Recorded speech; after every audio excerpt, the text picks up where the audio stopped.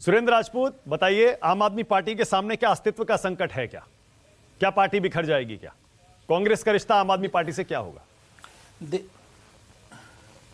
देखिए, हम तो बहुत स्पष्ट जानते हैं मानक भाई, मैं यशवंत जी से भी काफ़ी हद तक सहमत हूं, लेकिन एक चीज़ मैं तय करके बता दूं कि हमारी मुख्य लड़ाई सांप्रदायिकता से है, हमारी मुख्य लड़ाई जहर बोने वाली शक्तियों से है। उन लड़ाई में जो लोग भी साथ देना चाहेंगे वो अपना साथ आएंगे, लेकिन जो लोग एरोगेंट रहेंगे उनका हाल असम गण परिषद की तरीके से होगा। एक असम गण परिषद होती थी, आपको याद होगा, प्रफुल्ल महंता की, भृगु फुकुन की, आपको याद होगा अच्छे तरीके से, वो भी राष्ट्रीय पार्टी बनी थी।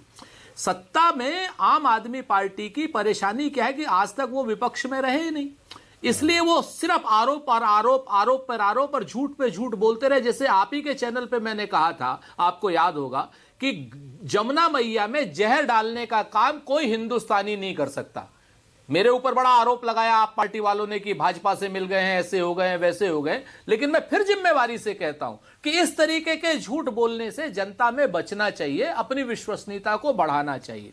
विश्वसनीयता का खत्म होना अपने आप में सत्ता जाने से भी बदतर होता है। हम लोग तो बहुत साफ बात जानते हैं कि सांप्रदायिकता के खिलाफ हम चुनाव लड़ते हैं। ठीक है, अच्छा, एक सवाल का और जवाब दीजिए। लड़ते रहेंगे। एक सवाल का और जवाब दीजिए, और दिल पर हाथ रखकर बताइएगा, आज जी, अंदर खुशी ज्यादा है कि केजरीवाल को हरवा दिया, या दुख भी है कि बीजेपी जीत गई?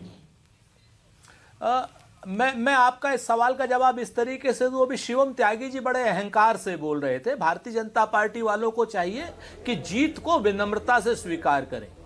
अब हम अगर निर्वाण की स्थिति में थे या नहीं थे, सच बात यह है कि देश के डीएनए में कांग्रेस है। शिवम जी, याद रखिएगा इस बात को कि चुनाव आते रहते हैं, जाते रहते हैं। जिस तरीके से आज अरविंद केजरीवाल का झूठ गया है, कल की डेट में यमुना मैया का झूठ, बेटे का झूठ गया, गंगा मैया के बेटे के झूठ जाने की बारी आ रही है। और एक बात और मैं कहता हूं आपसे, यहां खुशी और गम की बात नहीं है, एक बहस में छोड़ के जाता हूं आपके सामने मानक भाई, क्योंकि विद्वानों का पैनल है आपके यहां। जो वोटर इलेक्टोरल बॉन्ड, इलेक्टोरल पोबो है ना, क्या नाम आपकी शीट, मतदाता की जो लिस्ट है, उसको भी जरूर देखना पड़ेगा कि महाराष्ट्र की तरीके से कहीं 40 लाख वोटर यहां भी तो नहीं बढ़े हैं।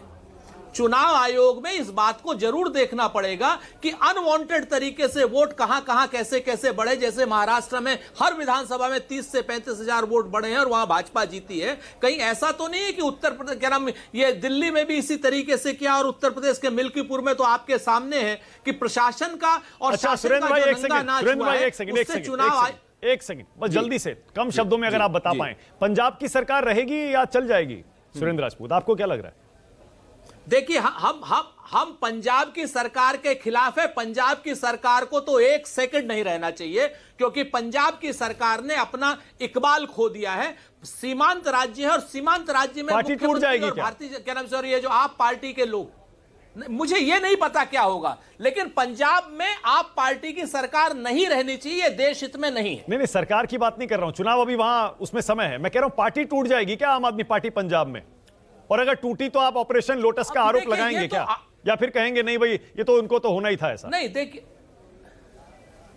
तो भाई एक बात बताइए, जब बुआ के मूंछ होगी तभी तो उसको चाचा कहिएगा ना, जब ऑपरेशन होगा तभी तो कहेंगे, पहले ऑपरेशन से कह देंगे आप। हम तो फहमीदा रियाज को मानने वाले लोग हैं, जो कहते हैं कि कुछ लोग तुम्हें समझाएंगे, कुछ तुमको खौफ दिलाएंगे, जो है वो भी खो सकता है। और इस राह में रहजन है इतने, कुछ और यहां हो सकता है, कुछ और तो अक्सर होता है, पर तुम इस पल में जिंदा हो, ये पल तुम में जिंदा है, ये वक्त नहीं फिर आएगा, तुम अपनी करनी कर गुजरो, जो होगा देखा जाएगा। देश के लोकतंत्र को बचाने के लिए हम अपनी लड़ाई लड़ेंगे। बहुत बढ़िया शिवम त्यागी, जल्दी से जवाब, छोटा सा शिवम, जल्दी से, क्विकली।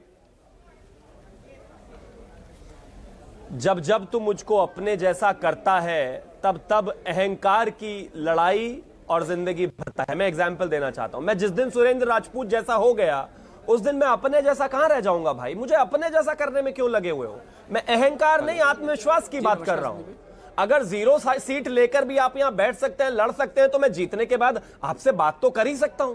एक तो ये बहस में जो ये मतलब ये इतना डिफरेंशिएशन पैदा कर देते हैं। मैं सिर्फ एक ही चीज कहना चाहता हूं और अभी भी वही कह रहा हूं, यहां पर कोई अहंकार का विषय नहीं है, यहां विषय है आपके इंडिसाइसिवनेस का, आपका चुनाव ना लड़ने का, आपका आगे हटना पीछे जाना, आगे हटना पीछे जाने का। यहां पर विषय है करप्शन का, यहां पर विषय है भ्रष्टाचार का, यहां पर विषय है कि एक चीफ मिनिस्टर जो 15 साल यहां पर रही, उनको इतनी गालियां दी गई, बावजूद उसके आप जिसने गाली दी आप उन्हीं के साथ चले गए केंद्र में, फिर राज्य में पीछे हट गए। ये आपकी इंडिसाइसिवनेस है। मैं नहीं बताऊंगा तो कौन बताएगा भाई? मुझे सुरेंद्र राजपूत जी जैसा नहीं होना।